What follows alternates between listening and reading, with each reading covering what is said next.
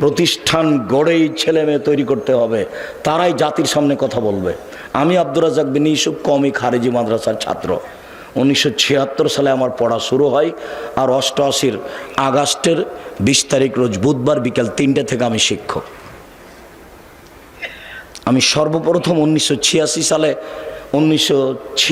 সালে ঢাকায় এসেছিলাম 88 আগস্টে, কিন্তু বিতর্কিত বৈঠকে আমি এসেছিলাম 1996 সালে। ঢাকার বংশালের কোনো এক বাড়ির তিনতলায় বৈঠক হয়েছিল। সেদিন বৈঠকের সভাপতি ছিলেন আবু তাহের বর্ধমানী। কথার ফাঁকে ফাঁকে আমি দাঁড়াই কথা বলার জন্য, তখন আবু তাহের বর্ধমানী বলছেন, এই ছেলে তুমি বসো। আমি বৈঠক শেষে বলেছিলাম, জনাব আপনার কথাই যদি চূড়ান্ত হয় তাহলে এই বৈঠক কোনোদিন কল্যাণ আনতে পারে না। এক পর্যায়ে উনি বলেছিলেন গোলালু খেতে হবে, তার প্রমাণ কোথায়? তখন আব্দুল সাত্তার ত্রিশালী বলেছিলেন ভাত খেতে হবে, তার দলিল কোথায়? কথা ঠিকই আছে। তখন আবু তাহের বর্ধমানী বলছেন, চুপ থাক বেয়াদব। এই ভাষাটা উল্লেখ করলেন, পরিবেশ 1 মিনিট থমথমে হয়ে গেল। আমি বললাম, আপনার কথা যদি শেষ কথা হয় তাহলে বৈঠক কল্যাণ আনতে পারে না। তখন আমাকে বলছেন, এই ছেলে তুমি কালকে আমার সাথে দেখা করবা বংশাল বড় মসজিদে। পরের দিন আমি গেলাম। আমার ছাত্র জীবন থেকেই আমি এই গতিতে, ছাত্র জীবন শেষ হলেই আমি কোনো দিন কাউকে মেপে কথা বলিনি, এই জন্য যে আমি নিজের কথা কোনো সময় বলি না। আব্দুল্লাহ বক্তব্য দিলে এক খেয়ালে তার দিকে চেয়ে থাকি। আমি হাদিস কোরআন বলি, আব্দুল্লাহও বলে, কিন্তু ও যখন বলে তখন আমি দেখি যে আমিও তো বললাম, কিন্তু আমি তো এগুলো বুঝতে পারিনি। তা হাদিস কোরআন তো সেগুলোই বলছে। আকরামুজ্জামান বিন আব্দুস সালাম বক্তব্য দিল, আমাকে ওই রকমই লাগে। কাজেই তারা কথা বললে আপনারা মূল্যায়ন করার চেষ্টা করবেন, আর দয়া করে এখন কোনো কেউ কাজ দেখায়েন না। এমনকি যারা ক্রয় বিক্রয়ে আছেন দোকানপাট বন্ধ করে আলোচনা শোনার চেষ্টা করুন, এতে অনেক সাধনা আছে, অনেক খরচ আছে। আর আমিও খুব কষ্ট করে উপস্থিত হয়েছি। আপনাকে আমি আবারও বলছি, আপনি আমাকে দয়া করে কোনো কাজ দেখায়েন না। আমি এখন আপনার কাজকে ঘৃণা করি। আমি আপনার দিনী ভাই, আমি যেটা পছন্দ করি না সেটা আপনি দয়া করে করিয়েন না। আপনার আমি অনেক উপকার করব ইনশাআল্লাহ। আল্লাহে আল্লাহর কসম, আল্লাহে আল্লাহর কসম, আল্লাহে আল্লাহর কসম, আমি আব্দুর রাজ্জাক বিন ইউসুফ 90 সাল থেকে নিয়ে এখন পর্যন্ত কোনোদিন অপ্রয়োজনীয় বাক্য বলিনি। অপ্রয়োজনীয় বাক্য আমি আব্দুর রাজ্জাক বিন ইউসুফ 90 সাল থেকে নিয়ে এখন পর্যন্ত কোনোদিন আমি কেসা কাহিনী বলিনি।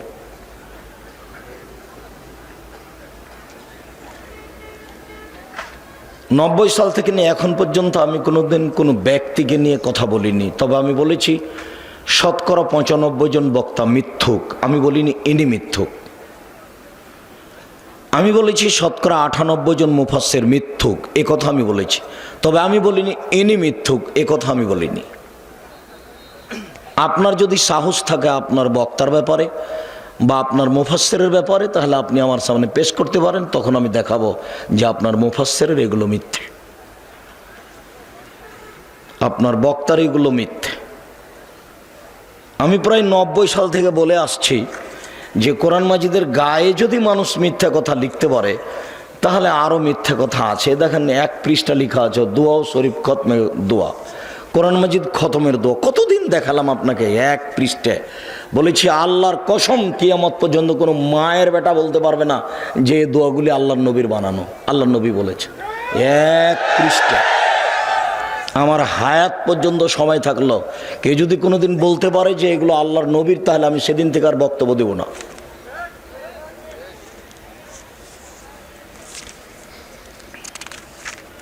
এই পৃষ্ঠাতে লেখা আছে দোয়া খাতমে কোরআন, এটাও মানুষের বানানো ছোট করে। কোরআন মাজিদের গায়ে যদি এরকম মিথ্যা কথা লেখা থাকে তাহলে আরও ধর্মে মিথ্যা কথা আছে। আমি যদি জাতিকে বেশি বুঝাতে না পারি, অন্তত বাঙালিকে এটা বুঝিয়েছি এই দীর্ঘ সময়ে যে ধর্মের নামে মিথ্যা কথা আছে, ধর্মের নামে মিথ্যা তাফসির আছে।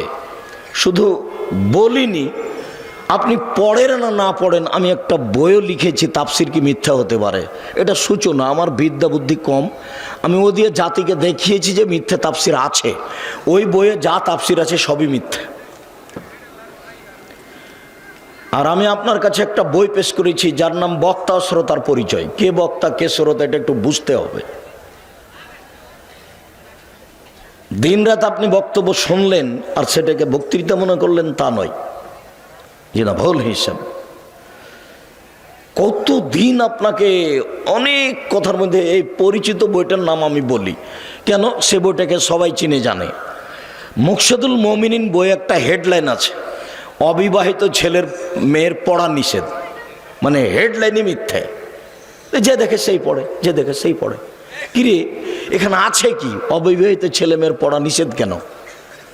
তো ওখানে এখন লেখক লিখছেন যে ভরা পেটে স্ত্রী মিলন হলে ছেলে ভ্যাংচা হয়, সফরের পূর্বে স্ত্রী মিলন হলে ছেলে টেরা হয়, সূর্যগ্রহণের সময় স্ত্রী মিলন হলে ছেলে কানা হয়। আল্লাহর কসম, সব কথাগুলি মিথ্যে। শুধু মিথ্যা নয়, সরাসরি কোরআন মাজিদের বিরোধী, সরাসরি, একবারে সরাসরি বিপরীত কোরআনের। আল্লাহ তাআলা কোরআন মাজিদে বলছেন, নিসাউকুম হারসুল লাকুম ফাতু হারসাকুম আন্না শি'তুম। পৃথিবীর মানুষ তোমাদের স্ত্রী, তোমাদের জমি। পৃথিবীর মানুষ তোমাদের স্ত্রী, তোমাদের ক্ষেত। তোমরা তোমাদের জমিতে আসো, তোমাদের খেতে আসো, তোমাদের স্ত্রীর নিকটে আসো তোমাদের ইচ্ছা মতো। সকালেই কি, বিকালেই কি, দুপুরেই কি, চন্দ্রগ্রহণ লাগলেই কি আর না লাগলেই কি। এই কথা আল্লাহ বলছেন আর লেখক এটা বলছেন। তার মানে কলম মিথ্যা আছে, বক্তৃতাও মিথ্যা আছে। কত শত কথা মিথ্যা ধর্মের নামে। কই কতদিন বলেছি, কতদিন বলছি যে সাদ্দাদের কাহিনী কোথায় আছে এটাই মানুষ জানে না। ঘটনা সত্য মিথ্যা পরে, কাহিনীটা আছে কোথায়। বুড়ি যে রাস্তা দিয়ে, নবী যে রাস্তা দিয়ে হাঁটতেন, বুড়ি সে পায়ে সে রাস্তায় কাঁটা পুঁতে রাখতো, একবারে নগদ মিথ্যা। মোহাম্মদ সাল্লাল্লাহু আলাইহি সাল্লাম একদিন ঈদের মাঠে গেলেন, দেখলেন একটা ছেলে কাঁদে। ও ছেলে তুমি কেন কাঁদো? বলে আমি এতিম ছিলাম, তাই কোলে নিলেন, আয়েশার কোলে দিলেন। আয়েশা নতুন পোশাক পরালেন, ছেলে খুশি হয়ে গেল। আর আয়েশারা গেল তোর বাড়িতে ফকিরের ভিক্ষা নেই, আবার নতুন পোশাক কোথা থেকে আসলো? ভিক্ষাই নাই। কত হাদিস নেবেন আপনি বুখারী মুসলিমের? ভিক্ষাই নাই, ভিক্ষাই জুটে না আয়েশার বাড়িতে। একটা মানুষকে খেতে দেওয়ার 11 জন স্ত্রীর ক্ষমতা হয়নি, মোহাম্মদ সাল্লাল্লাহু আলাইহি সাল্লামের নিজেরও ক্ষমতা হয়নি। মেহমান ফিরে এসেছে ব্যাক করে, হাদিস বুখারী মুসলিম। ব্যাক করে যখন ফিরে এসেছে তখন নিরুপায় হয়ে বলছেন, তোমরা একটু আমার মেহমানটা কেউ নিবা না? তো আবু তালহা বলছেন আমি। ঠিক আছে। এবার আবু তালহা মেহমানকে নিয়ে বাড়িতে গিয়ে বলছে, জানো আকরিমি যায়ফা রাসূলিল্লাহ সাল্লাল্লাহু আলাইহি সাল্লাম, ও আমার বউ দেখো মুহাম্মদ সাল্লাল্লাহু আলাইহি সাল্লামের মেহমান গো, তুমি একটু তাকে সম্মান করো। একটু খাওয়ার ব্যবস্থা কি কিছু আছে? না না না না না না, খাওয়ার ব্যবস্থা তো নেই। ছেলে মেয়েদের জন্য একটু খাদ্য জানিয়ে ছেলে মেয়ে বেঁচে থাকবে। আচ্ছা ঠিক আছে, ওটা রেডি করো। দিয়ে ছেলে মেয়েকে ঘুমিয়ে দাও, বাতি নিভিয়ে দাও, মেহমানের জন্য খানা পানি রেডি করো। খানা পানি রেডি করার পরে মেহমানকে ডেকে তার স্ত্রী বলছেন যে আমি একটু ল্যাম্পটা ঠিক করতে গেলাম। আর ঠিক করানো, এটা ভান একটা, এরকম করতে করতে নিভিয়ে দিয়েছেন। তখন মেহমান বুঝলো যে আসলে মনে হয় নিভিয়ে গেল। তো তখন আর স্বামী স্ত্রী নিজে খায়নি, অল্প খাদ্য তো ওইটুকু মেহমান খেয়েছেন। এখন সকালে আবু তালহা রাসূলের কাছে আসছেন, তখন আল্লাহ রাসূল বলছেন, আবু তালহা রে, তোমার মেহমানি দেখে আল্লাহ হেসে উঠেছেন, আল্লাহ খুশি হয়েছেন। হাদিস বুখারী মুসলিম। মানে আম গাছে জাম ধরতে পারে, ধরে না। হুজুর ভুল বুঝেছেন। হুজুর মনে করেছেন যে আব্দুর রাজ্জাক সাহেব মনে হয় নিজের কথা বললেন, তাই হুজুর বলছেন যিনি 10 লক্ষ হাদিসের হাফেজ, তিনিও চ্যালেঞ্জ দিতে পারেন না। আর আব্দুর রাজ্জাক সাহেব চ্যালেঞ্জ দেন, হুজুর ভুল বুঝেছেন।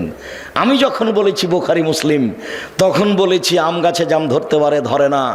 অমাবস্যার রাতে চাঁদ উঠতে পারে, উঠে না। শোয়ের ছিদ্র দিয়ে লাঙ্গলের ফল ঢুকতে পারে, ঢোকে না। শোয়ের ছিদ্র দিয়ে লাঙ্গলের ফল ঢুকে যেতে পারে। আম গাছে জাম ধরে যেতে পারে, অমাবস্যার রাতে চাঁদ উঠে যেতে পারে, এগুলো ঘটে যেতে পারে। আমি আব্দুর রাজ্জাক বিন ইউসুফ যে কথা বললাম, এই কথাতে কেউ চেষ্টা করলে, কিয়ামত পর্যন্ত চেষ্টা করলে সরিষা ঢোকানো যাবে না। যা বলছি তাই থাকবে, তার নাম বুখারী মুসলিম। হুজুর বুঝতেই পারেননি। হুজুর মনে করেছেন যে বিরোধিতা করলে মনে হয় সফলতা অর্জন করা যাবে। জি না, আল্লাহর কসম আমি কোনোদিন কারো বিরোধিতা করিনি। কেউ কেউ আমাকে বলছে যে অমুক অমুকের একটু আপনি নাম নেন না কেন। তা আমি বলছি, যেই মওলানা মানুষের বিরুদ্ধে এ ফেসবুকে ইউটিউবে কথা লিখতে পারে, তাকে আবার আমি আলেম মনে করে তার নাম নিয়ে কথা বলবো, আমি আব্দুর রাজ্জাক এত ঘৃণিত কাজ কোনোদিন করিনি, করব না। আর আপনার মতো লোক আব্দুর রাজ্জাক বিন ইউসুফের দিন রাত বদনাম করলে সরিষার সমান আসে যায় না। ফয়সালা কোথায় আছে? উপরে। যেই কথাটা পরে বলতাম সে কথাটা আপনাকে এখনই বলে রাখি, আল্লাহর কসম আমি একজন নিঃস্ব মানুষ। আমার না বংশের ক্ষমতা আছে, না আমার অর্থের ক্ষমতা আছে। আমি এত নিঃস্ব মানুষ যে কচুর পাতার পানির মতো, কচুর পাতার উপরে যে পানি আছে টলমল টলমল করে, তেমন আমি। যে কোনো সময় আপনি আমার উপরে ক্ষমতা প্রয়োগ করতে পারেন। আমার মনে বড় স্বাদ, এদেশের মাটিতে আমি উন্নত মানের প্রতিষ্ঠান গড়বই গড়ব, ইনশাল্লাহ গড়বই গড়ব। আজকে বক্তৃতা দিচ্ছি, বক্তৃতার জগৎ দিয়ে ধর্ম চিরদিন টিকানো যাবে না। কেন? এখন আবু তাহের বর্ধমানীও নেই, আবদুল্লাহ বিন ফজল রাহিমাহুল্লাহও নেই, আব্দুস সাত্তার ত্রিশালী সাহেবও নেই, আবদুল্লাহ বিন কাজেমও নেই, দুরুল হুদা আইয়ুবিও নেই। তার মানে কয়দিন পরে আমরাও থাকবো না। তাহলে এই লাইনে আসার জন্য পথ কি? এই লাইনে আসার জন্য পথ প্রতিষ্ঠান, মাদ্রাসা। কথা বুঝতে পারলেন না মনে হয়। আপনাকে প্রাধান্য প্রতিষ্ঠানকে দিতে হবে, এ কথাই ঠিক। জানি না আপনার বাড়ির পাশে কোনোদিন গেছেন কি না। আমার বাড়ি চাঁপাই নবাবগঞ্জ, রাজশাহী। ওখানে এসে আপনার এখানে আমি প্রতিষ্ঠান গড়ি। 14 থেকে 16 বিঘা জমির ওপরে এদেশের সবচেয়ে বড় প্রতিষ্ঠান। 600 প্রায় ছেলে, প্রায় 400 মেয়ে, বাংলাদেশের বিভিন্ন জেলার 1000 ছেলে মেয়ে এখানে থাকা আবাসিক প্রায় সব। আর 1250 ছেলে থাকে ডাঙ্গিপাড়া পবা রাজশাহী। 715 জন মেয়ে থাকে ডাঙ্গিপাড়া পবা রাজশাহী। 2957 জন ছেলে মেয়ে আবাসিক পড়াশোনা করে। প্রায় 156 জন শিক্ষক শিক্ষিকা কর্মচারী। 17 লক্ষ টাকা বেতন লাগে। আমি নিঃস্ব মানুষ। আপনি কোনোদিন গেছেন? আপনার তোর বাড়ি কালনি, কি দেখাতে চাচ্ছেন আপনি আমাকে? বাউল হিসেব, আপনার লজ্জা থাকা উচিত। আপনি জাননি কেন? কি মনে করেন আপনি? আপনাকে আমি কখনো ভালোবাসি না, এখনো ভালোবাসি না। আপনার টাকা দিয়ে ডাঙ্গিপাড়া জামিয়া সালাফে চালাতে হবে, কথা আমি বলিনি। আপনার অন্তরটা তার উপরে খুশি হবে, দেখতে যাবেন, ভালো লাগবে, এটা চেয়েছি। আরে টাকা কে দিবে তো উপরওয়ালা জানে। টাকা কে দিবে? উপরওয়ালা জানে। 535 জন অসহায় ছেলে মেয়ে পড়াশোনা করে, তার 115 জনই এতিম। 535 জন ছেলে মেয়ের টাকা পয়সা, খাওয়ার ভার এদেশের লোকজন বহন করে। কালনিরা কেউ আছে কিনা সেটা আমি জানি না। 535 জন ছেলে মেয়ের খাওয়া ভার এদেশের লোক বহন করে, তার মধ্যে 115 জন শুধু এতিম। দেখেছেন কালকে আপনার বাড়ির পাশে আছে। আমি এটা দেখতে আসি শুধু রাজশাহী থেকে। প্রায় 600 ছেলে আছে, প্রায় 400 মেয়ে আছে। সারা বাংলাদেশের বিভিন্ন জেলার, চট্টগ্রামের আছে, সিলেটের আছে, রংপুর, দিনাজপুর, লালমনিরহাট, নীলফামারী, কুড়িগ্রাম, পঞ্চগড়, ঢাকা ওইদিকে আপনার যশোর, খুলনা, আপনার যে মেহেরপুর, ঝিনাইদহ, কুষ্টিয়া, ওইদিকে আপনার চট্টগ্রাম, সিলেট, বরিশাল, প্রায় জেলার আছে। ওখানে আছে, এখানেও আছে। আর আপনি এখান থেকে ওখানে যাওয়ার সুযোগ হয় না আপনার, আর রাস্তার উপরে বাড়ি করে বসে আছেন। কি দেখাতে চাচ্ছেন আপনি আমাকে? আপনাকে আমি গত সম্মেলনে বলে জানি যে বাড়ি ভেঙে দিতে হবে, 24 ঘন্টার মধ্যে বাড়ি ভেঙে দিতে হবে। এটা রাসূলের আইন। আল্লাহ নবী বলেছেন যে এখানে রাস্তার সমস্যা হয়েছে, এখানে ডবল রাস্তা হবে।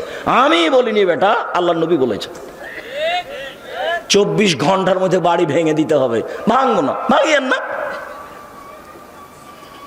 ভাঙিয়েন না, রাস্তার উপরে করেন, তাতে আছে কি যায়। আমি বলছি মুহাম্মদ সাল্লাল্লাহু আলাইহি ওয়াসাল্লাম বলেছেন। কথা বুঝতে পারেননি?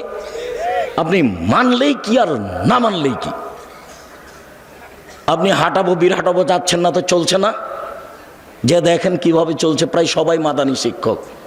মদিনা বিশ্ববিদ্যালয়ে কয় টাকা খরচ করেন আপনি? আপনাকে আমি খালি দেখার জন্য অনুরোধ জানিয়েছি আর দোয়া করার জন্য।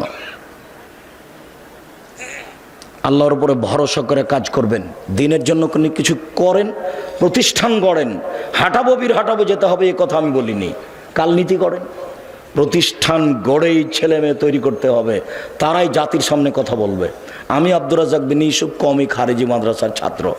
1976 সালে আমার পড়া শুরু হয়, আর 88 আগস্টের 20 তারিখ রোজ বুধবার বিকেল 3টে থেকে আমি শিক্ষক। আমি সর্বপ্রথম 1996 সালে ঢাকায় এসেছিলাম 88 আগস্টে, কিন্তু বিতর্কিত বৈঠকে আমি এসেছিলাম 1996 সালে। ঢাকার বংশালের কোনো এক বাড়ির তিনতলায় বৈঠক হয়েছিল। সেদিন বৈঠকের সভাপতি ছিলেন আবু তাহের বর্ধমানী। কথার ফাঁকে ফাঁকে আমি দাঁড়াই কথা বলার জন্য। তখন আবু তাহের বর্ধমানী বলছেন, এই ছেলে তুমি বসো।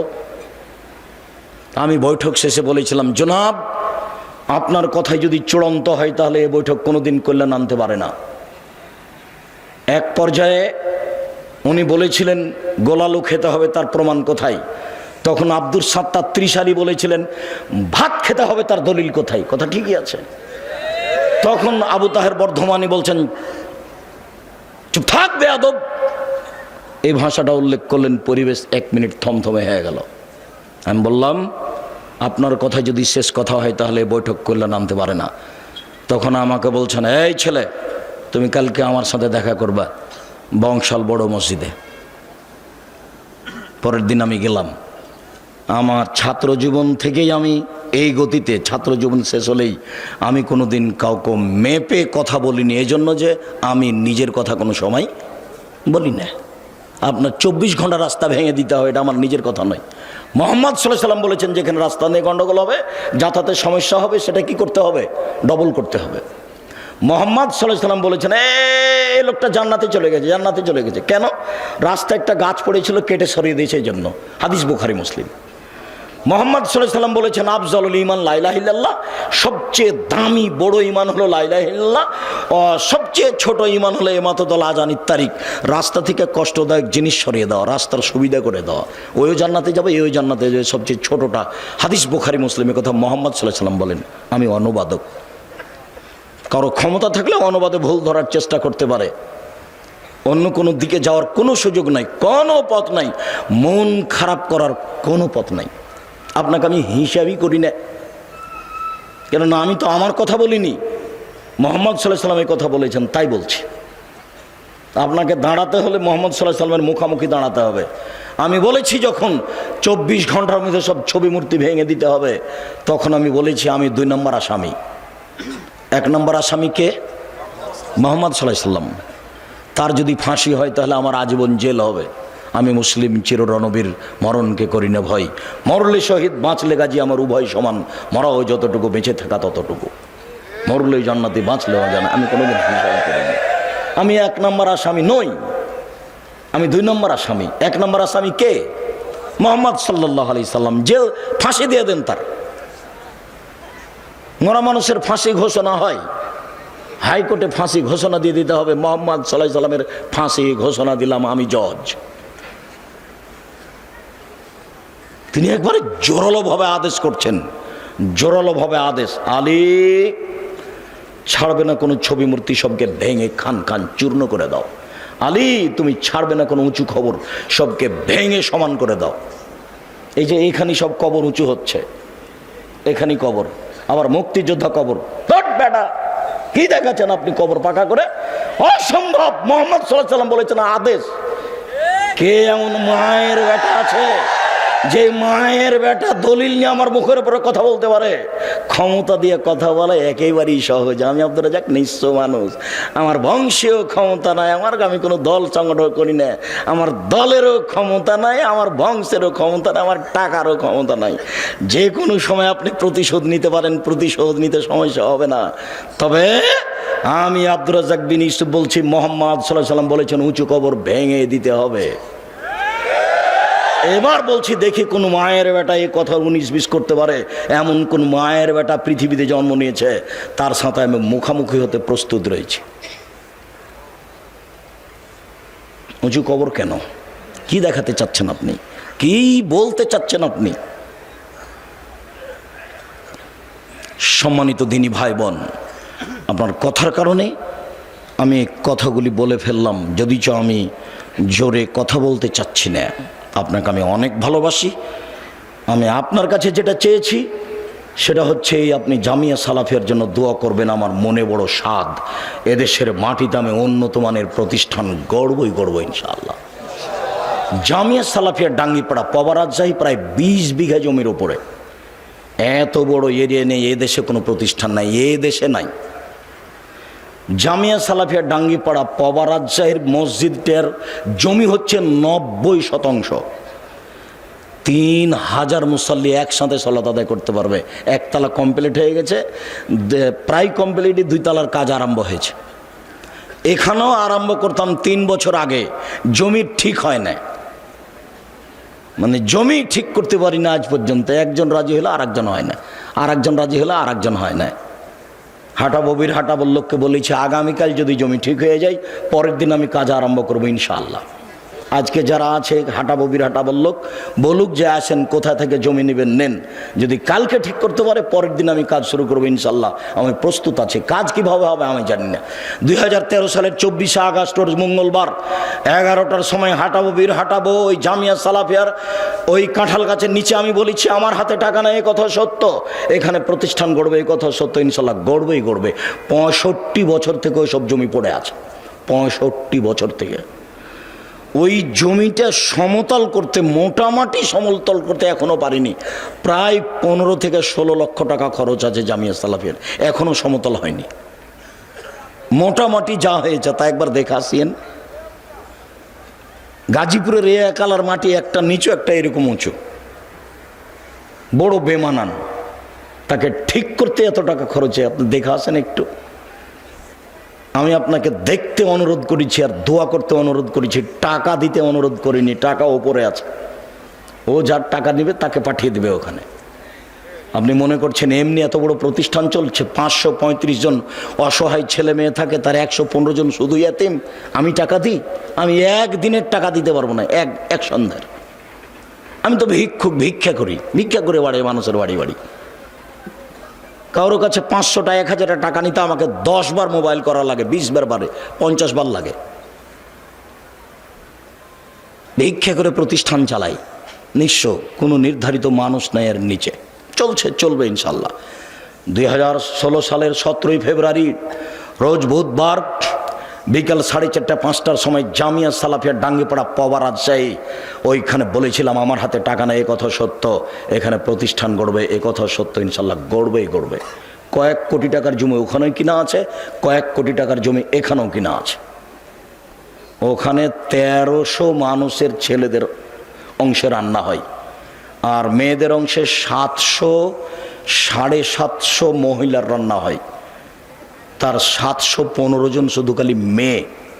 3টে করে গার্ড আছে ওখানে, 6 জন গার্ডের, এখানে 2 জন গার্ড আছে। আপনি সহজে এমনি ঢুকতে পারবেন না। এখানে যান, এখন যান, দেখে আসেন, আপনি এমনি ঢুকতে পারবেন না। কোনোদিন তো দেখারও আপনার স্বাদ জাগে না। কথাটা বলেই রাখি, এদেশের শীর্ষস্থানীয় আলেম ওলামা বক্তব্য দিবেন এই মার্চের 5-6, বৃহস্পতিবার শুক্রবার, সামনের বৃহস্পতিবার শুক্রবারের পরের বৃহস্পতিবার শুক্রবার। আপনি মুরব্বী মানুষ, আপনাকে আমি অনুরোধ জানাচ্ছি, আপনি ওখানে যাবেন।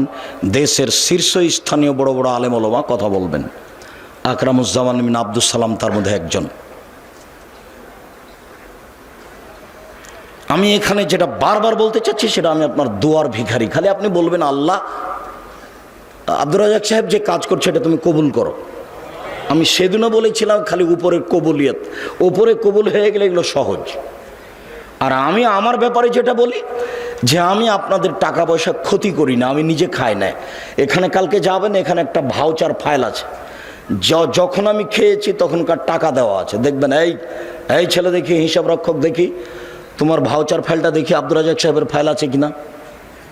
এখানে বোর্ডিং সুপার আছে, হিসাব রক্ষক আছে, ওখানে 2জন 3জন হিসাব রক্ষক আছে, বোর্ডিং সুপার আছে, 156 জন শিক্ষক শিক্ষিকা কর্মচারী, 156 জন।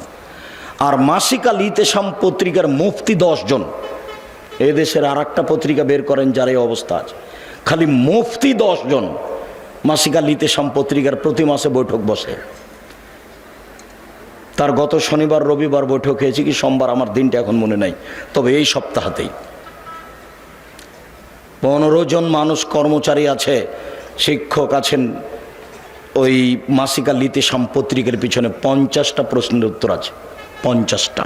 আমি চেষ্টা চালাচ্ছি যাতে করে আমাদের পরবর্তীতে আবার আলে ওলমা জন্ম নেই যারা শিক্ষা দিতে পারবে। আব্দুল আলিম মাদানী এখানকার প্রিন্সিপাল, আমার জীবনের সবচেয়ে মেধাবী ছাত্র। আমি কোনো দিন তাকে পিটাতে পারিনি, এছাড়া যত আছে সবাইকে কম বেশি পিটালছে, সে যেই হোক। কিছুদিন আগে যে প্রিন্সিপাল ছিল হাসেম, আর এখন আপনার এই দারুস সুন্নাহ মিরপুর ঢাকা আব্দুল নূর মাদানী, কবে কবে পিটালছি।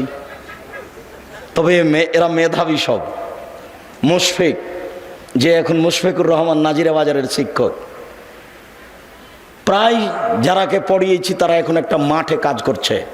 ইমামউদ্দিন বিন আব্দুল বাসির অনেক দিনের ছাত্র, মুজাফফর অনেক দিনের ছাত্র। তবে এদের মধ্যে সবচেয়ে মেধাবী এখন যে প্রিন্সিপাল আব্দুল আলিম মাদানী। আমার সামনে কোনোদিন ভুল পড়েছে তা আমার জানা নাই। আর পড়াতে একটু 19-20 হলে আমি কোনো দিন ছাড় দিইনি, একবারে পিটাতে ক্লাসে ঘাল করে দিয়েছি। 19-20 একটা শব্দের 19-20 চলবে না, যেইভাবে শব্দ আছে ওইভাবে পড়ে দিতে হবে। এই গতিতেই আছি, খালি একটু দোয়া করবেন, দোয়ার ভিখারি। মহান আল্লাহ বলেন, ওমাই ইয়াতাওয়াক্কাল আলাল্লাহ, যে ব্যক্তি আল্লাহর উপরে ভরসা করবে আল্লাহ তার জন্য যথেষ্ট। শুআয়ব আলাইহিস সালাম বলেন, ওমা তৌফিকি ইল্লা বিল্লাহ, আল্লাহ ছাড়া আমার কোনো শক্তি নাই। আলাইহি তাওয়াক্কালতু ওয়া ইলাইহি উনীব, আমি আল্লাহর উপরেই ভরসা রাখি, তার নিকটেই ফিরে যাব। মহান আল্লাহ বলেন আমাদের নবীকে, ফায়জা আযামতা ফাতাওয়াক্কাল আলাল্লাহ, মুহাম্মদ সাল্লাল্লাহু আলাইহি সাল্লাম, আপনি যখন কোনো কাজের সিদ্ধান্ত নেবেন তখন আপনি আল্লাহর উপরে ভরসা রাখুন। ইন্নাল্লাহা ইউহিব্বুল মুতাওয়াক্কিলিন, নিশ্চয় আল্লাহর উপরে ভরসা রাখে যে তাকে আল্লাহ ভালোবাসেন। বড় বড় পরহেজগার মানুষের আল্লাহ ভরসা, 2-1 নবী রাসূলের আল্লাহ ভরসা। আজকে আপনার জন্য আল্লাহ ভরসা। এই ছেলে, ওখানে দাঁড়িয়ে আছো কেন? তুমি কি দেখাশোনা করছো? যারা এখানে পাশ দিয়ে হাঁটছে তারা হাঁটছে কেন? তোমরা একটু দেখতে পাও না? আর যেখানে মহিলা আছে সেখানে কথা বলে কেন? তুমি একটু খেয়াল করতে পারো না? যাও দেখো। আর আপনি আমার দিনী বোন, দয়া করে কথা বলিয়েন না। আপনার এটা স্বামীর বাড়ি নয়, এটা আপনার বাপের বাড়িও না। আপনার একটা লজ্জা থাকা দরকার। আব্দুর রাজ্জাক বিন ইউসুফ কথা বলছেন, আপনি কথা বলেন কোন লজ্জায়? কেউ যদি আপনার মাথার উপর দিয়ে, গায়ের উপর দিয়ে চলে যায় তবু আপনি মুখ খুলবেন না, চুপ থেকে যান একবারে। পাথরের মতো থাকেন আর কান আমার দিকে লাগিয়ে থাকেন। কিছু উপকার করবো ইনশাআল্লাহ। আজকে বাড়ি থেকে বের হয়েছেন কিভাবে? বাড়ি থেকে বের হবেন কিভাবে? রাসূল সাল্লাল্লাহু আলাইহি ওয়াসাল্লাম বলছেন, বিসমিল্লাহি তাওয়াক্কালতু আলাল্লাহ লা হাওলা ওয়ালা কুওয়াতা ইল্লা বিল্লাহ। এ দেখেন, বিসমিল্লাহি তাওয়াক্কালতু আলাল্লাহ, আমি আল্লাহর নামে বাড়ি থেকে বের হচ্ছি, তারই উপরে ভরসা করি। আমার চলা থেমে যাওয়া আল্লাহর শক্তিতেই হয়। চলতে পারি ওরই শক্তিতেই, থেমে যাই তারই শক্তিতেই। বিসমিল্লাহি তাওয়াক্কালতু আলাল্লাহ লা হাওলা ওয়ালা কুওয়াতা ইল্লা বিল্লাহ। মনে থাকবে না? আজ থেকে বাড়ি থেকে বের হলে এটা ব্যবহার করবেন, বক্তব্যের সাথে মুনাফিকি করবেন না। এই ছেলে, আরেকজনের গায়ে হাত দিয়ে আছো কেন? রেডি হও, ঘুম আসে, একটু প্রস্তুতি নাও। আমার অল্প সময় কথা, আমি নিজেই ক্লান্ত, উপস্থিত হতে চায়নি। আসলে উসমান ভাই, মোশাররফ এরা খুব জোর করে উপস্থিত করেছে। তাদেরও ভালো হোক, তারা একটা ভালো কাজের জন্য চাপ দিয়ে নিয়ে এসেছে। দয়া করে আপনি অপ্রস্তুত অবস্থায় থাকবেন না। আর যখনই কোনো কাজ করতে চাইবেন, ছেলে বলল আব্বু একটা কলম আনিয়েন, তখন আপনি কি বলবেন? ইনশাআল্লাহ। আনবো এ কথা বলে থেমে যাবেন না। আনবো এই কথা বলে যদি থেমে যান, তাহলে কলম কিনে আনার দায়িত্ব আপনি নিলেন। আর যদি আপনি বলেন ইনশাআল্লাহ, তাহলে কলম কিনে আনার দায়িত্ব কার উপরে চাপিয়ে দিলেন? আল্লাহর উপরে। হোক আর না হোক, লাভও নাই লসও নাই, হলে ভালো না হলে ভালো। আমি তো কাজ কার উপরে চাপিয়ে দিয়েছি? উপরে আমি বলেছি ইনশাআল্লাহ। আর যদি আপনি বলেন ঠিক আছে আনবো, তাহলে কাজ উপর নিজের উপরে নিয়ে নিলেন, নাও হতে পারে। সুলাইমান আলাইহিস সালামকে আল্লাহ ঠেকিয়ে দিয়েছেন। সুলাইমান আলাইহিস সালাম বলেন আমরা 100 জন বউ, সবার কাছে যাব, সব ছেলে জন্ম নেবে, সবাই হবে যোদ্ধা, যুদ্ধ করে দেশ দখল করব। তুমি ইনশাআল্লাহ বলেননি। একটাও স্ত্রী সন্তান দিল না, একজন দিলে তো অর্ধঙ্গ অচল। তখন আল্লাহ বলছেন সুলাইমান, ক্ষমতা দিয়ে কাজ হবে না, ইনশাআল্লাহ বলতে হতো। কাজ আমার উপরে চাপায়, কাজ আমার উপরে চাপায়। আপনাকে বলছি, এখন আপনাকে বলছি, উপস্থিত বৈঠকের মুসলিম বোন, এই মেয়ে কথা বলছো কেন? চুপ থাকো। উপস্থিত বৈঠকের মুসলিম বোন, আপনাকেই বলছি, এদিকে খেয়াল করেন, আপনাকেই বলছি। কোনো কাজ করতে গেলে স্বামী একটা কাজ আপনাকে করতে বলল যে এই কাজটা করো, আমি আসছি, তা আপনি কি বলবেন? ইনশাআল্লাহ। বুঝতে পারলেন না মনে হয়? আপনি মহিলা মানুষ, এখনো গল্প করছেন নাকি? কি বলবেন? ইনশাআল্লাহ। স্বামী বলছেন তুমি এই কাজটা করো, আমি যাচ্ছি, তখন আপনি কি বলবেন? ইনশাআল্লাহ। তাহলে কাজটা আর একজনের উপরে চাপিয়ে দেওয়া হলো। দেখেন, নবীগণের আল্লাহ ভরসা। ইব্রাহিম জি, মূর্তি কে ভেঙেছে? আরে আমাকে বলছেন কেন? ওই যে বড়জন কুড়াল ঘাড়ে করে আছে, তাকেই বলেন।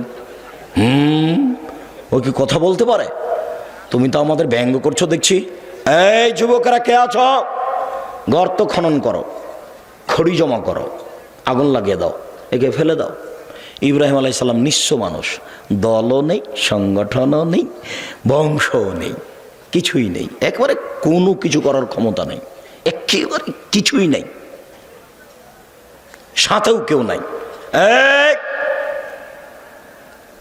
এই যুবকরা গর্ত খনন করো, খড়ি জমা করো, আগুন লাগে দেখে ফেলে দাও। ধরে ফেলে দিল, কোনো ক্ষমতা নাই তার, নিঃস্ব মানুষ।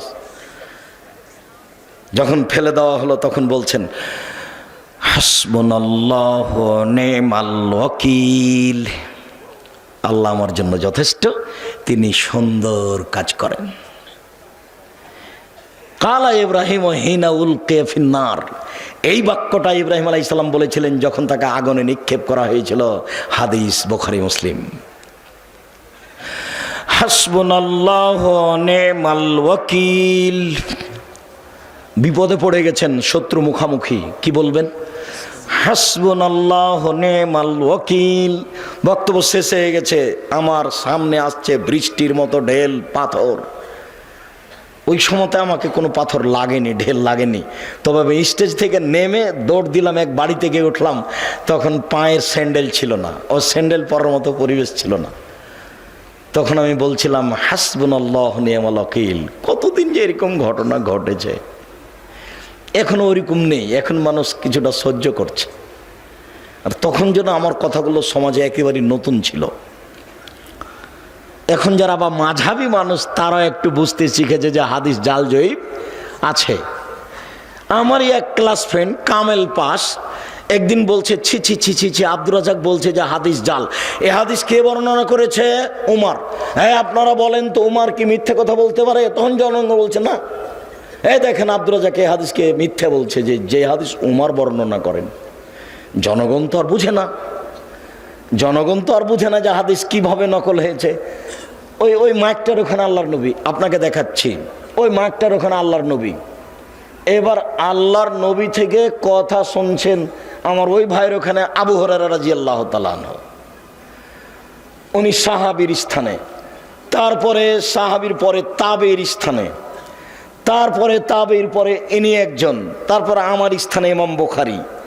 এখন ইমাম বুখারী বলছেন আমি হাদিস শুনেছি আমার শিক্ষক মাখুল হতে। তিনি বলছেন আমি হাদিস বর্ণনা করছি আমার শিক্ষক নাফে হতে। নাফে বলছেন আমি হাদিস নকল করছি আমার শিক্ষক আবু হুরায়রা হতে। আবু হুরায়রা বলছেন আমাকে আল্লাহর নবী বলেছেন। এইভাবে হাদিসের সূত্র আছে। তো ইনি বাড়িতে বসে বসে আরবি বানালছেন, দিয়ে এইভাবে রেডি করেছেন। কথা বুঝেননি? তার নাম জাল হাদিস, তার নাম জাল হাদিস। দেখবেন আপনি মুখামুখি দেখবেন, মুখামুখি দেখেন, একবারে মুখামুখি। বেশ কিছু হাদিস আছে দাড়ি চাঁচা যাবে না, ছোট করা যাবে না, দাড়ি বড় করো। নবীগণের বৈশিষ্ট্য 10টি, পৃথিবীর সকল নবীর বৈশিষ্ট্য 10টি। 1, দাড়ি ছেড়ে দাও, ইচ্ছে মতো বড় হবে। 2, মোচ কেটে ফেলো, ব্লেড ব্যবহার করা হবে না, মোচ কাটতে হবে, মোচ থাকবে দেখে পুরুষ মনে হবে। দাড়ি আর মোচ চেঁচে ফেল দিল ওকে বেটি ছেলে মনে হবে, মহিলা মানুষ, তখন তার উপরে অভিশাপ হবে। দাড়িও নাই মোচও নাই, তখন ও নারী, তারপরে অভিশাপ, তারপরে অভিশাপ, তারপরে অভিশাপ। মোচ থাকবে, দাড়ি থাকবে, পুরুষ মনে হবে, আর পুরুষত্বা শক্তি কমবে না। তখন নারী বুঝতে পারবে। ওই বোকা মহিলা তো বুঝেনি, তাই দাড়িকে খারাপ মনে করছে। ও যদি বুঝতে পারতো যে দাড়ি থাকলে পুরুষত্বা শক্তি বাড়ে, তাহলে তো বলতো না তুমি আরো দাড়ি রাখো, তুমি আরো দাড়ি রাখো, তুমি আরো দাড়ি রাখো। ও তো ওর বুঝেনি ধর্মের ব্যাপার। 2, বগলের লোম উঠিয়ে ফেলো, নারী পুরুষ একই হুকুম, ব্লেড চলবে না, নবীগণের বৈশিষ্ট্য। 3, 4, নখ কেটে ফেলো, নবীগণের বৈশিষ্ট্য। যত পুরুষ নারী আছেন বিছানে ঘুমাবেন না, আগে নখ কাটবেন, তারপরে। এই ছেলে দোকানে চা করছো, তোমার নখ বড় কেন? তুমি আর শরম পাও না? তুমি মুসলমানের বাচ্চা, নখ বড় কেন? তুমি আজকে নখ কেটে ঘুমাবা। উপস্থিত বৈঠকের মুসলিম বোন আপনাকে বলছে এই মেয়ে নখ বড় কেন তোমার? তোমার বাপ দেখে না, তোমার মা দেখে না? দুনিয়াতে এমনি আছো নাকি? বাপ নাই তোমার, মা নেই তোমার? খারাপ লাগে? তোমাকে খারাপ লাগে শুনতে? খারাপ লাগে কেন? তোমার বাপ আছে তো তোমার নখ বড় কেন? তোমার মা আছে তো তোমার নখ বড় কেন? কিসের তোমার বাপ মা? তোমার বাপ উপার্জন করবে গার্মেন্টসে, সেই জন্য তোমার বাপ। আর তোমার মা তেল বেশি করে দিয়ে ভাত রান্না করে দিবে তরকারি, সেই জন্য ও মা না। রান্না করতে কাজের মেয়েও পারে, কাজের মেয়ে বলতে পারে না এই নখ কাটো। তোমার মা বলতে পারে এই নখ কাটো।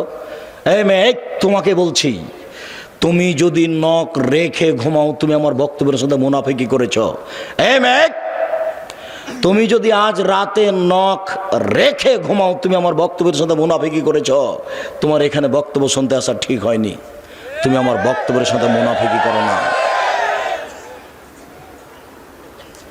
নিচের লোম পরিষ্কার করতে হবে, ঊর্ধ্বে টান 40 দিন, পুরুষ নারী একই হুকুম।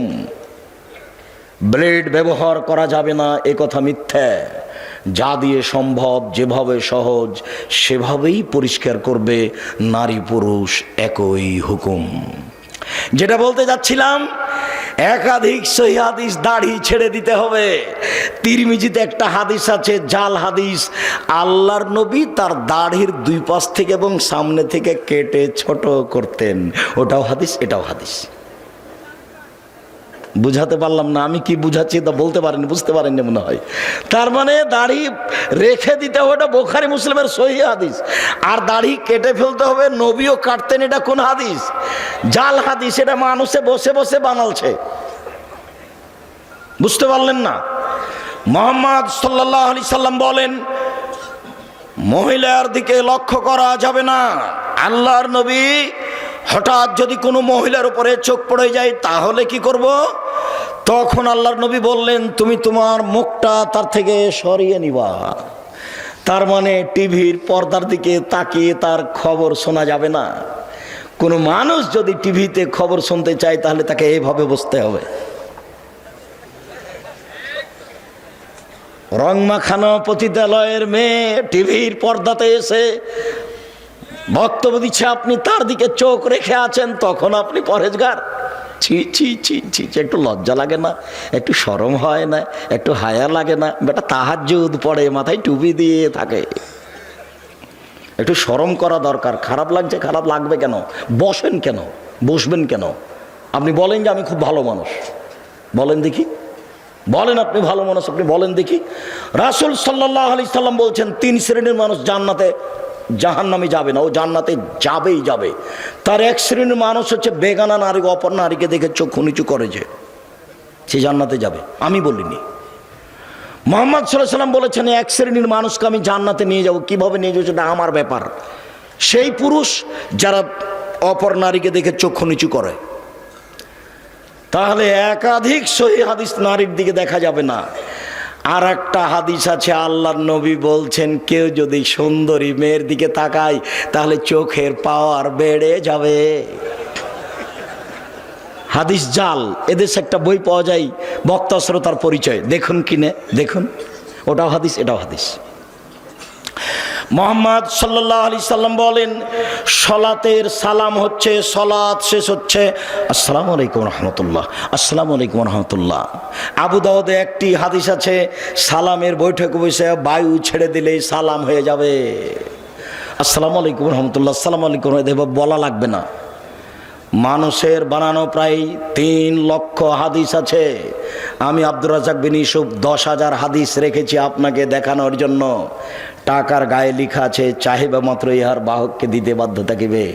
আমি আব্দুর রাজ্জাক বিন ইউসুফ 10,000 জাল জয়ীফ হাদিস আপনাকে দেখানোর জন্য প্রস্তুত রয়েছি। হাদিস যে জাল হয় তার আপনাকে 2-1টা দেখালাম। ফাজাইলে আমল বইয়ে লেখা আছে যে আদম আলাইহিস সালাম ভারত থেকে 60,000 বার হজ করতে গেছেন, তাহলে তার বয়স হতে হবে 60,000 বছর। একেবারে নগদ মিথ্যে। ফাজাইল আমলে বইয়ে লেখা আছে এমন ভাবে জিকির করবে দেখে যেন মানুষ বলে পাগল। আপনাদের এখানে যে বট গাছ আছে, বট গাছে এখন এখানে সম্মেলন হয় কিনা, যারা দেখেছেন তারা নারী পুরুষ জিকির করতে করতে উল্টে পড়ে যায়। যারা বাস্তব দেখেছে তারা বলছে জি না, এটা রাখা যাবে না। পীর মুরিদির কোনো নীতি রাখা যাবে না, যে কোনো মূল্যে এলাকা থেকে উঠাতে হবে, যে কোনো মূল্যে। কথা দিয়ে উঠান, পিটিয়ে উঠান। অসম্ভব আহলে হাদিস উর্দুশিত এলাকায় এরকম জিকির আজকার মিথ্যা নারী পুরুষ একাকার হয়ে হতে পারে না। অসম্ভব, যে কোনো মূল্যে ঠেকাতে হবে, যে কোনো মূল্যে। আপনি প্রস্তুত থাকুন। আহলে হাদিস উর্দুশিত এলাকায় এরকম মিথ্যে জিকির হবে, এটা হতে পারে না। ধর্মের নামে মিথ্যে জিকির চিৎকার করে হতে পারে না। এই মাটিতে জিকির হবে লা ইলাহা ইল্লাল্লাহ চুপে। আপনাকে কথা প্রসঙ্গে একটু দেখালাম। আল্লাহ ভরসা, আল্লাহ ভরসা একটু। আবু বকর সিদ্দিক রাদিয়াল্লাহু তাআলা আনহু বলেন, আমি গারে শহরে আল্লাহর নবীর সাথে আছি। তার একটু আগে বলি, 1 মিনিট, এক খেয়ালে চেয়ে থাকবেন। মন খারাপ, আবু বকর সিদ্দিক হিজরত করে চলে যাবেন, পালিয়ে যাবেন। আল্লাহ রাসূল বলছেন, আবু বকর তুমি একটু থামো, আমাকেও যাওয়া লাগতে পারে। তখন আবু বকর সিদ্দিক বুঝলেন তাহলে দুইজনের একসাথে হিজরত হবে। এবার আবু বকর সিদ্দিক 2টা উটের প্রস্তুতি নিলেন। আর বক্তা বলছেন যে সেদিন থেকে আবু বকর সিদ্দিক রাদিয়াল্লাহু তাআলা দরজায় দাঁড়িয়ে থাকলেন। কখন আল্লাহর নবী বলবেন, কখন রেডি, তাই তিনি রেডি আছেন। একবার সব মিথ্যে কথা। তখন উনি বুঝলেন যে আমাকে বের হতে হবে, 2টা এমুট রেডি। হঠাৎ একদিন দুপুরের সময় আয়েশা রাদিয়াল্লাহু আনহা বলছেন, আমার বাপ মা খালি দিন ধর্ম, খালি দিন ধর্ম। মুহাম্মদ সাল্লাল্লাহু আলাইহি ওয়াসাল্লাম আমাদের বাড়িতে সকালে আসেন, বিকেলে আসেন, সকালে আসেন, বিকেলে আসেন। ঠিক একদিন দুপুরের সময় এসে বলছেন, ঢুকে বলছেন, আবু বকর সিদ্দিক, জি মেয়ে দুটাকে আপনার পরিবারের, এদেরকে সরতে বলেন। জি না, সরবে না। কি বলছেন বলেন? তার মানে আমি আবু বকর সিদ্দিক যেমন, আমার মেয়েরাও তেমন 19-20 হবে না। আমি বুঝতে পারছি আপনার কথা গোপন, কিন্তু আমাকে বলা যেমন, আমার মেয়েদের সামনে বলা তেমন, কোনো সমস্যা নেই। ওটা আয়েশা, এটা আসমা। বুঝতে পারেননি মনে হয়। বাপ যেমন বেটা তেমন, বাপ যেমন বেটি তেমন। অর্ডার হয়ে গেছে, চলে যেতে হবে। ঠিক আছে, বের হয়ে গেলেন। গাড়ে শহরে পাহাড়ের মধ্যে আশ্রয় নিলেন, গর্তে দিয়ে আবু বকর সিদ্দিক বলছেন, এখানে আপনি থামেন, আমি আসছি। এখানে আপনি বসেন, আমি আসছি। ওখানে সব মিথ্যা কথা লেখা আছে, যে সব গর্তগুলিকে আবু বকর সিদ্দিক ছিদ্রগুলো বন্ধ করছিলেন, সাপ তাকে দংশন করতে পারে। তাই মিথ্যা বক্তব্য লেখা আছে, মিথ্যা বইয়ে লেখা আছে যে 100 বছর, 300 বছর, 50 বছর থেকে একটা সাপ গর্তে ঢুকেছিল। একদিন মুহাম্মদ সাল্লাল্লাহু আলাইহি ওয়াসাল্লাম এখানে আসবেন, তাকে দেখবো, এই জন্য এবার সব গর্তগুলো বন্ধ করলেন। আবু বকর সিদ্দিক মাত্র একটা গর্ত খালি, আর কাপড় নেই। তখন গর্তের মুখের উপরে পা দিলেন। এবার সাপ দেখছে গর্তের মুখ বন্ধ, তাহলে আমি কিভাবে মুহাম্মদকে দেখব? তো দংশন করলেন। বিষে কালো হয়ে গেল, চোখের পানি ঝরে মুহাম্মদ সাল্লাল্লাহু আলাইহি ওয়াসাল্লাম ঝরলো। মুহাম্মদ সাল্লাল্লাহু আলাইহি ওয়াসাল্লামের ঘুম ভেঙে গেল। তিনি বলছেন, তোমার এরকম কোনো অবস্থা? বলে, আমাকে সাপে দংশন করেছে। দেখি কোথায়? এই যে এখানে। একটু থুতু দিয়ে ঠিক মিথ্যে কথা, এবারে নগদ মিথ্যে। ওই গর্তের মুখের উপরে ঘুঘুর ডিম দেওয়া আছে। ঘুঘু মানে মাকড়সার জালে ঘুঘু ডিম দিয়েছে, একবারে নগদ মিথ্যে কথা, মিথ্যার নগদ প্রমাণ। আবু বকর সিদ্দিক রাদিয়াল্লাহু তাআলা আনহু বলছেন, কুলতু লিন-নবী সাল্লাল্লাহু আলাইহি সাল্লাম, আমি আল্লাহর নবীকে বলছেন, আমি আল্লাহর নবীকে বললাম, আল্লাহর নবী, লাউ নাজারা আহদুহুম তাহতা কাদামাইয়ে, ওরা যদি কেউ পায়ের দিকে দেখে, ওই যে ওরা যদি কেউ পায়ের দিকে দেখে, লাভ সরানা, তারা আমাদেরকে দেখে নিবে। তখন আল্লাহ রাসূল বলছেন, মা জান্নাকে আবু বকর, আবু বকর আপনি কি মনে করেন? আপনি কে মনে করেন আমরা 2 জন? আল্লাহ সালেহুমা, আমাদের 3য় জন আল্লাহ। অসম্ভব, ওরা আমাদেরকে দেখতে পারে না। লা তাহজানিল্লাহ মা, আপনি চিন্তা করবেন না, আল্লাহ আমাদের সাথে আছেন। আপনি কি মনে করেন আমরা 2 জন? 3য় জন আল্লাহ। আল্লাহ ভরসা, দেখেন আল্লাহ ভরসা। ফেরাউন পিছে পিছে ছুটে যাচ্ছে, মূসা আলাইহিস সালাম আগে আগে পালিয়ে যাচ্ছেন। সামনে কুলজুম সাগর, ডানে ফেরাউন, বামে ফেরাউন, পিছে ফেরাউন, সামনে সাগর। সঙ্গী সাথী বলছেন, ইন্নাল্লাহ মুদ্রাকুন, আমরা বন্দী, আমরা আটকা পড়েছি, আমরা বন্দী, আমরা আটকা পড়েছি। তখন মূসা আলাইহিস সালাম বলছেন, কাল্লা, কখনো নয়, অসম্ভব, এটা হতে পারে না। বলেন কি? কাল্লা, কখনো নয়, অসম্ভব, এটা হতে পারে না। ইন্না মায়া রাব্বি, আমার সাথে আমার প্রতিপালক রয়েছেন, সায়াদিনী, তিনি আমাকে পথ দেখাবেন। কোনো পথই নাই, কোনো পথই নাই, বাঁচার কোনো পথই নাই। ডানে ফেরাউন, বামে ফেরাউন, পিছনে ফেরাউন, সামনে সাগর। মূসা আলাইহিস সালাম বলছেন, কখনো নহে, অসম্ভব, হতে পারে না। আল্লাহ আমার সাথে আছেন, তিনি আমাকে পথ দেখাবেন। আল্লাহ ভরসা, বুঝতে পারছেন না? এর নাম আল্লাহ ভরসা। দেখেন, গাল্লা কাতেলা আবওয়াব, সব দরজা জুলাইখা বন্ধ করে দিল। জুলাইখা সব দরজা বন্ধ করে দিয়ে বলছে, হাই তালাক, এইসব তুমি আমার সাথে জেনায় লিপ্ত হও। তখন ইসব বলছেন, মাশাআল্লাহ, আমি আল্লাহর কাছে আশ্রয় চাই। বলো কি তুমি, বলো কি তুমি, ইন্নাহু রাব্বি আহসানা মাসায়া, আরে তোমার স্বামী আমার মালিক, তিনি আমাকে ভালো থাকতে দিয়েছেন, ভালো খেতে দিয়েছেন, আমি অন্যায় করতে পারি না, তোমার সাথে আমি অন্যায় করতে পারি না। এই বলে ইউসুফ আলাইহিস সালাম দৌড় দিয়ে পালাতে চাইলেন। পিছন দিক থেকে জুলাইখা জামা টেনে ধরলো। আগে আগে বের হয়ে যাচ্ছেন ইউসুফ, পিছনে পিছনে যাচ্ছে, আগে আগে যাচ্ছেন ইউসুফ, পিছনে পিছনে যাচ্ছে জুলাইখা।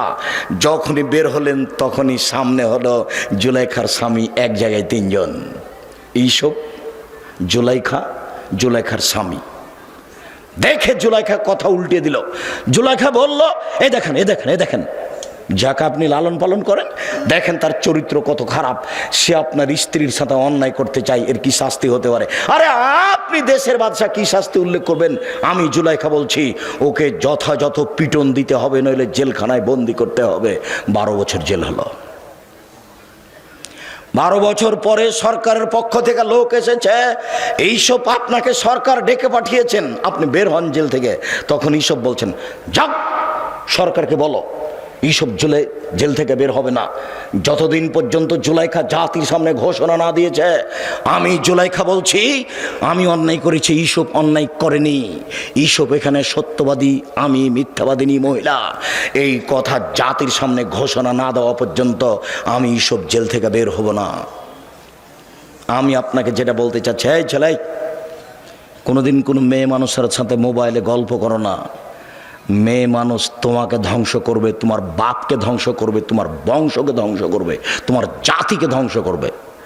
এই যে দেখো, এই যে দেখো মেয়ে মানুষ, হ্যাঁ বেটা, 3 মিনিটের মধ্যে 1 মিনিটের মধ্যে কথা উল্টে দিবে। তুমিও যাবা জাহান্নামে, তোমার বাপও যাবে, তোমার বংশ যাবে, কারো মান সম্মান রক্ষা হবে না। এই দেখো জুলাইখা, এই দেখো জুলাইখা।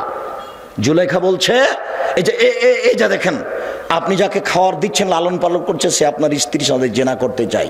হলো এটা? ঠিক হলো? আপনি কি করবেন তার? আরে আপনি কি করবেন? আমি জুলাইখা বলছি, ওকে যথাযথ পিটন দিতে হবে, নইলে জেলখানায় বন্দি করতে হবে। তুমি যার সাথে প্রেমের গল্প করছো, কথা উল্টে দিতে পারে। তখন তোমার কি হবে তুমি বুঝতে পারছো না। আজ থেকে আর কোনোদিন কোনো মেয়ের সাথে কথা বলো না। তোমাকে আবারও বলছি, তুমি তোবা করে উঠবা। উঠার সময় তো বলবে, আস্তাগফিরুল্লাহ ওয়া আতুবু ইলাইহি, আমি তোবা করছি, জীবনে আর কোনোদিন তার সাথে কথা বলবো না ইনশাআল্লাহ। এই ছেলে, তোমাকে আরো একটা বলে দিচ্ছি, তুমি এদিকে খেয়াল করো তো। আজকে এখানে তোবা করে উঠেছ, গিয়ে রাত্রে ঘুমাতে যাচ্ছ, মোবাইলটা লক করে দিয়েছ, দেখবা 2-1 মিনিট পরে ধীরে হাতটা মোবাইলে চলে গেল, লকটা খুলেছ, রিংও দিচ্ছ। এই সময়তে লাফ দিয়ে উঠে ল্যাপটা দূরে ফেলে দিবা। দূরে ফেলে দিয়ে একবারে ঘর থেকে বের হয়ে বলবা, নাউজুবিল্লাহি মিন জালিক, এই শয়তান তোর মুখে লাথি মারি, নাউজুবিল্লাহি মিন জালিক, এই শয়তান তোর মুখে লাথি মারি। আর এই পাটা মাটির উপরে রেখে তুমি এই করবা, ঘষবা, তোর মুখে লাথি মারি, তোর মুখে লাথি মারি, তোর মুখে লাথি মারি, নাউজুবিল্লাহি মিন জালিক। তুমি 2-1 মিনিট করো, দেখবা তুমি স্বাভাবিক হয়ে গেছো। সারা রাত আর ও তোমার কাছে আসবে না। তুমি যে তোবা করে গেছো, এই জন্য তোমার ঘরে খালি শয়তানে এমনভাবে ভিড় লেগেছে, তুমি দেখলে অজ্ঞান হয়ে যেত। শয়তানের কাজ ইহুদির কাছে নেই। শয়তান জানে যে ইহুদি জাহান্নামে যাবে। শয়তানের কাজ খ্রিস্টানের কাছে নাই। শয়তান জানে যে খ্রিস্টান জান্নাতে যাবে। শয়তানের কাছে হিন্দুদের কাছে নাই। শয়তান জানে যে ওরা জাহান্নামে যাবে। স্কুল কলেজ থেকে শয়তান চলে এসেছে, কেন? যুবক যুবতীর উরু রানের উপরে মাথা দিয়ে বসে আছে। তখন শয়তান বলছে, তাহলে আমি আর কি করবো, আমি তো এটা করাতাম, তো ওরাই যখন করছে তখন আমি যাই, তো এখন আমি যাব কোথায়? যে বলেছে আর কোনোদিন প্রেমের গল্প করব না তোর সাথে, তোবা করছি, আমার কাছে ওখানে, তোকে আজকে রাত্রে ঠগাবোই ঠগাবো, তোকে আমি দেখে ছেড়ে দেবো। এই কথা তোমার সাথে বাজি লেগেছে ইবলিস। এই বেটা, তোর সাথে বাজি লেগেছে ইবলিস। এই ছেলে, তোমার সাথে বাজি লেগেছে ইবলিস। যখন ইবলিসকে আল্লাহ বলেন, আদমকে সিজদা করলি না কেন? তখন ইবলিস বলছে, আমি সিজদা করব মানে?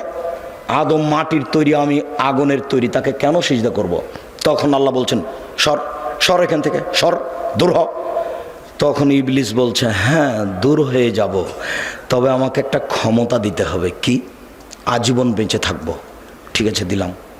আর একটা, আদমের ছেলে মেয়েকে দেখে ছেড়ে দেবো কিভাবে জান্নাতে যায়। আমি যাব জাহান্নামে আর ওরা যাবে জান্নাতে, আমি ওদের দেখে ছেড়ে দেবো কিভাবে জান্নাতে যায়। তাহলে কথোপকথন মুখামুখি কার সাথে হচ্ছে? আল্লাহর সাথে। কার? ইবলিসের। ইবলিস আল্লাহর সাথে চুক্তি করেছে, তোমাকে দেখে ছেড়ে দিয়ে তুমি কেমনে জান্নাতে যাও, যার জন্য তুমি তোবা করার সাথে সাথে তোমার ঘরে এসে ঢুকেছে। আর 1 মিনিট দেখো, 1 মিনিট এদিকে দেখো, এদিকে। আদম জি ফল খাবেন না, যেমন বলেছেন ফল খাবেন না, তেমনি ইবলিস এসে বলছে, আমি ভালো মানুষ, আপনি আমার কথা শোনেন, আমি উত্তম পরামর্শদাতা, আমি ভালো মানুষ, আপনি আমার কথা শোনেন। তারপর আর নাই। হাওয়া কি করা যায়, হাওয়া কি করা যায়? তা হাওয়া বলছেন খাও না। তো যখন বলছে তো সে তো ভালো মানুষ, কি করি? আবার চলে এসেছে, আরে আমি ভালো মানুষ, আমার কথা শোনেন, আল্লাহ আপনাকে জান্নাতে রাখবেন না সেই জন্য এই কথা বলেছে। আপনি খান, জান্নাতে থাকবেন। আমি খুব ভালো মানুষ, আমি কল্যাণ কামনা করি, আপনার কল্যাণ কামনা করি। তারপর আর নেই। হাওয়া কি করা যায়? খান না, বলছে তো ভালো মানুষ। এভাবে বলতে বলতে খেয়ে নিয়েছেন। যেমন খেয়েছেন তেমনি আল্লাহ বলছেন আমি নিষেধ করলাম যে আমি। তখন দুইজন মিলে বলছেন রব্বানা যালামনা আনফুসানা ওয়া ইল্লাম তাগফির লানা ওয়া তারহামনা লানাকুনান্না মিনাল খাসিরিন। হে আমাদের প্রতিপালক, তুমি যদি দয়া না করো, তুমি যদি ক্ষমা না করো, তাহলে আমরা অপরাধীদের অন্তর্ভুক্ত হব। আমরা নিজেদের প্রতি অন্যায় করেছি, তুমি যদি দয়া না করো, তুমি যদি ক্ষমা না করো, তাহলে আমরা পাপীদের অন্তর্ভুক্ত হব। মরা পর্যন্ত দুইজনে কথা বলেছেন, মরা পর্যন্ত। আর সব নিজের ছেলে মেয়েকে বলে গেছেন, আপনাকে বলেছেন। আপনি কি বলবেন? রব্বানা যালামনা আনফুসানা ওয়া ইল্লাম তাগফির লানা ওয়া তারহামনা লানাকুনান্না মিনাল খাসিরিন। কে বলেছেন? আমার বাপ বলেছেন।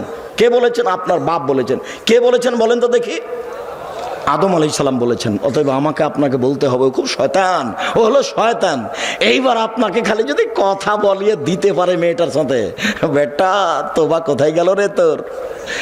এই বেটা তোর তোবা কোথায় গেল? ঠিক করেছিস তুই রে বেটা, তুই কথা বলেছিস, আমি এটা চাচ্ছিলাম, বাস থাক, এবার আমি যাই।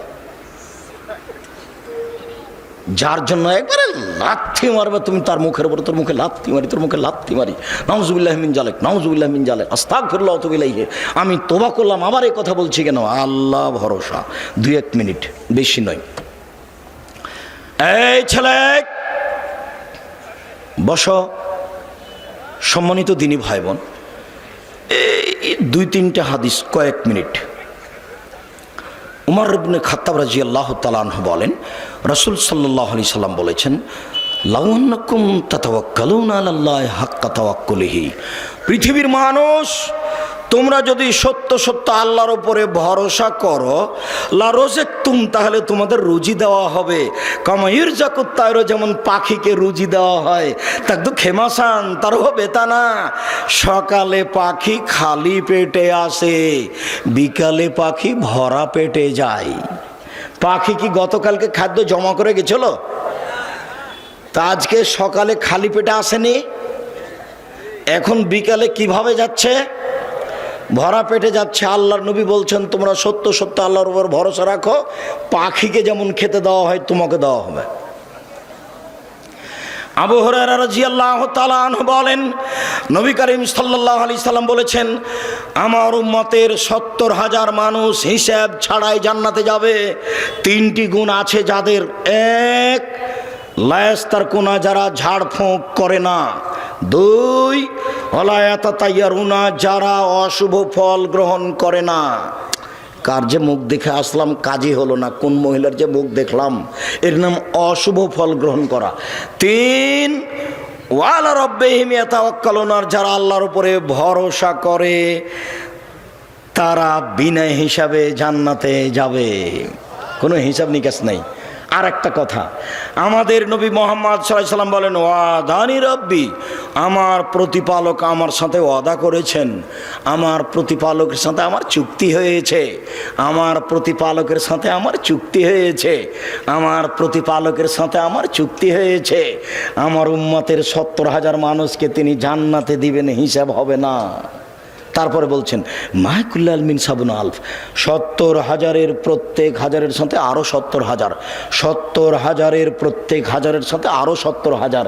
এরপরে বলছেন, আমার সাথে চুক্তি হয়েছে, সালাসা হাসায়াতি মিন হাসায়াতি রব্বি, আমার প্রতিপালক জাহান্নাম থেকে 3 অঞ্জলি মানুষ বের করে জান্নাতে দিবেন। আমার প্রতিপালক 3 অঞ্জলি মানুষ জান্নাত থেকে জাহান্নাম থেকে বের করে জান্নাতে দিবেন। আমার প্রতিপালক 3 অঞ্জলি মানুষ জাহান্নাম থেকে বের করে রাহিমাহুল্লাহ বলেছিলেন মাওলানা আব্দুল্লাহিল কাফি আল কুরাইশিকে, জনাব মাওলানা আব্দুল্লাহিল কাফি আল কুরাইশি শোনেন, আল্লাহর হাত কি ছোট? আল্লাহর হাত তো জাহান্নামের চেয়ে অনেক অনেক বড়। যখন আল্লাহ অঞ্জলিতে করে জাহান্নাম থেকে মানুষ বের করবেন, তখন তো সবই মানুষ চলে আসতে পারে, ফেরাউনও তো আসতে পারে।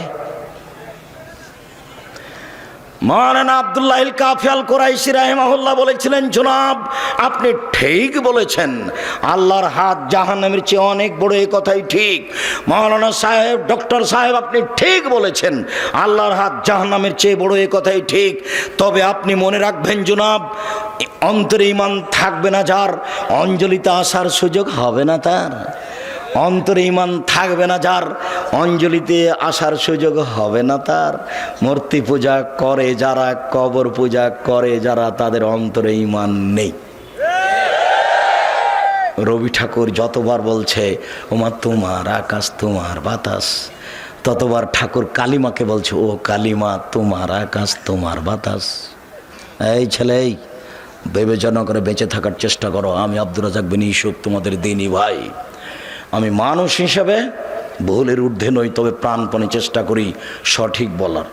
দেশবাসীর কাছে, এলাকাবাসীর কাছে, কালনিবাসীর কাছে আন্তরিকভাবে দুয়ার দরখাস্ত রেখে জামিয়া সালাফিয়া হাঁটাবো, বীর হাঁটাবো, জামিয়া সালাফিয়া ডাঙ্গিপাড়া পবা রাজশাহীর জন্য আন্তরিকভাবে দোয়া করার জন্য অনুরোধ রেখে, সামনে বৃহস্পতিবার আর শুক্রবার মার্চের 5-6 সকলে উপস্থিত হবেন, এই জোরালো দাবিও দাওয়া রেখে, আল্লাহর উপরে ভরসা করে, কান্নাকাটি করে আল্লাহর কাছে ক্ষমা নেওয়ার জন্য অনুরোধ জানিয়ে, যারা ব্যবস্থাপনা করেছেন তাদের জন্য আন্তরিকভাবে দোয়া কামনা করে। ও মাসুম আছে, ও লেখানি বই আছে, আব্দুল্লাহর বই, এগুলো মিন্নাতুল বারি। এদেশে বুখারীর ব্যাখ্যা ব্যতিক্রম। একটু আব্দুল্লাহ, আব্দুর রহমান, আব্দুর রহিমের জন্য দোয়া করবেন। আর ওই মিন্নাতুল বারিকে রেখে যাবেন না। আর ওই মাসিক আলিতে পত্রিকা আছে, যাতে 50টা প্রশ্নের উত্তর আছে। আর উপদেশ বইটা দেখছি, ওই বইয়ে আছে আল্লাহ ভরসা। আমার জীবনের সব কথা লেখা আছে উপদেশ বইয়ে, আল্লাহ ভরসা। সকল দিনই ভাই বোনকে বইগুলি সংগ্রহ করার জন্য অনুরোধ জানাচ্ছি। স্টেজ থেকে বিশেষভাবে